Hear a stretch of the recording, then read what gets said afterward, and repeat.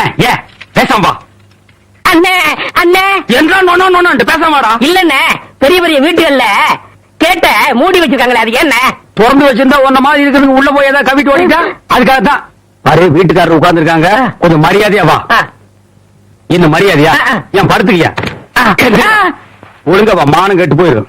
சேலக்காரரே, நெகத்துல புள்ளி விழுந்தா துணி கிடைக்கும்னு முத்தமா சொல்லுச்சு. அதனால இந்த சேலை எடுத்துக்கிறேன். விலைய பார்த்து சொல்லுங்க. ஏனுங்க நகத்துல எத்தனை புள்ளி இருக்குதுங்க?